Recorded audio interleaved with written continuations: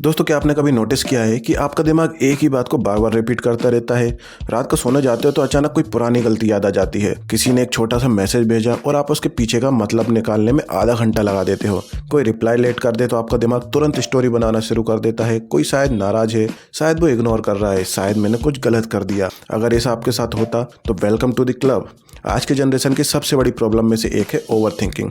Over thinking सबसे बड़ी problem ये नहीं है कि आप ज़्यादा सोचते हो, प्रॉब्लम ये है कि आप इतना ज़्यादा सोचते हो कि एक्शन लेना ही भूल जाते हो। आपका माइंड लगातार एनालाइज करता रहता है, पॉसिबिलिटीज़ बनाता रहता है, फ्यूचर प्रेडिक्ट करने की कोशिश करता रहता है, लेकिन ग्राउंड रियलिटी में कुछ नहीं बदलता और धीरे धीरे आपकी यही हैबिट आपकी प्रोडक्टिविटी, कॉन्फिडेंस, रिलेशनशिप और मेंटल पीस को खा जाती है। जरा सोचो कितनी बार ऐसा हुआ हो कि आपने कोई गोल सेट किया होगा, लेकिन स्टार्ट करने से पहले ही आपका माइंड आपको रोक देता है। आप सोचते हो कि अगर मैं फेल हो गया तो, अगर लोगों ने मुझे जज किया तो, अगर मेहनत करने के बाद भी रिजल्ट नहीं मिला तो, और बस आप फिर प्लानिंग करते रहते हो, रिसर्च करते रहते हो, वीडियोस देखते रहते हो, लेकिन एक्चुअल में एक्शन नहीं लेते।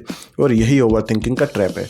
ये चीज़ आपको बिजी तो फील करवाती है लेकिन प्रोडक्टिव नहीं बनाती। साइकोलॉजी कहती है कि ओवर थिंकिंग का सबसे बड़ा रीज़न है फियर ऑफ अनसर्टेनिटी।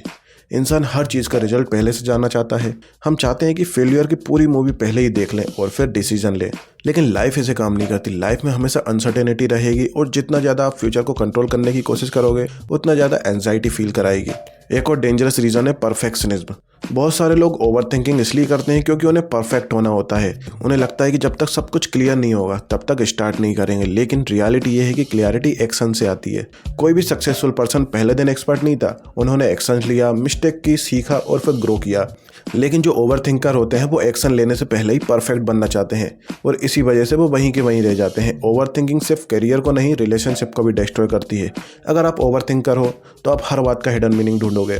किसी ने गुड मॉर्निंग नहीं बोला तो प्रॉब्लम है, किसी ने कॉल पिक नहीं किया तो प्रॉब्लम है, किसी ने शॉर्ट रिप्लाई दिया तो प्रॉब्लम है। और धीरे धीरे आपका माइंड ऐसी स्टोरीज क्रिएट करने लगता है जिनका रियलिटी से कोई लेना देना ही नहीं होता।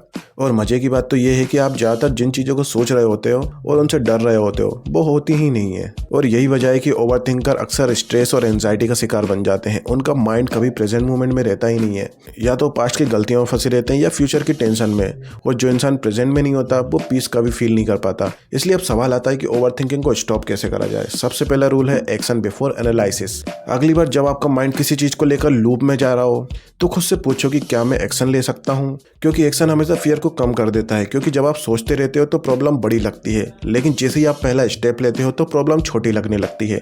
दूसरा रूल आता है टाइम लिमिट। किसी भी डिसीजन के लिए खुद को अनलिमिटेड टाइम मत दो। अगर डिसीजन छोटा है तो सिर्फ 5 मिनट लो, अगर बड़ा है तो 1 घंटा, लेकिन उसके बाद डिसीजन लो और आगे बढ़ो, क्योंकि कई बार रॉन्ग डिसीजन भी नो डिसीजन से बेहतर होते हैं। तीसरा रूल आता है वर्स्ट केस सिनेरियो टेक्निक। खुद से पूछो जो मैं सोच रहा हूँ उसके सच होने की प्रोबेबिलिटी कितनी है। क्योंकि अक्सर होता क्या है कि हमारा माइंड 1% चांस वाली चीज़ों को 99% रियलिटी की तरह ट्रीट करता है। और जब आप प्रोबेबिलिटी पर फोकस करते हो तो आपको समझ आता है कि आपका डर रियलिटी से कहीं ज़्यादा बड़ा था। चौथा रूल है खुद को बिजी नहीं, प्रोडक्टिव बनाओ। बहुत लोग सोचते हैं कि वो डीप थिंकर हैं, लेकिन सच्चाई ये है कि वो ओवर थिंकर होते हैं। क्योंकि जो डीप थिंकिंग होती है वो सॉल्यूशन तक पहुंचाती है और जो ओवर थिंकिंग होती है वो कन्फ्यूजन तक। इसलिए हर बार जब आपका माइंड लूप में जाए खुद से पूछो कि क्या ये सॉल्यूशन ढूंढ रहा है या सिर्फ प्रॉब्लम को रिपीट कर रहा है। इसलिए पांचवा रूल आता है सेल्फ कंपैरिजन। खुद को हर चीज़ के लिए जज करना बंद करो। हर डिसीजन परफेक्ट नहीं होगा, हर प्लान सक्सेसफुल नहीं होगा, हर रिलेशनशिप फॉरएवर नहीं चलेगी, लेकिन इसका मतलब ये नहीं कि आपको हर समय डर के जीना है। मिस्टेक्स लाइफ का पार्ट है। अगर आप खुद को हर छोटी गलती के लिए पुश करोगे तो आपका माइंड हमेशा ओवर थिंकिंग मोड में रहेगा। और सबसे इंपॉर्टेंट बात तो ये है कि ओवर थिंकिंग अक्सर उन लोगों को ज़्यादा होती है जो अपने पोटेंशियल से डरते हैं, क्योंकि एक्शन लेने के बाद रिजल्ट आ जाएगा और रिजल्ट अच्छा भी हो सकता है और बुरा भी। लेकिन जब तक आप सिर्फ सोचते रहते हो तब तक आप सेफ जोन में रहते हो, क्योंकि कई बार ओवर थिंकिंग सिर्फ फियर नहीं होती बल्कि एक्शन से बचने का एक्सक्यूज होता है।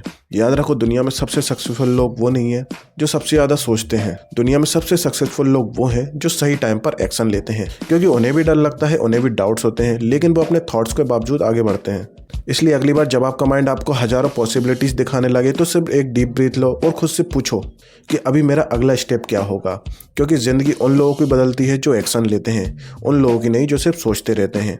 वो शायद यही ओवर थिंकिंग से बाहर निकलने का सबसे पावरफुल फॉर्मूला है। Less thinking more living.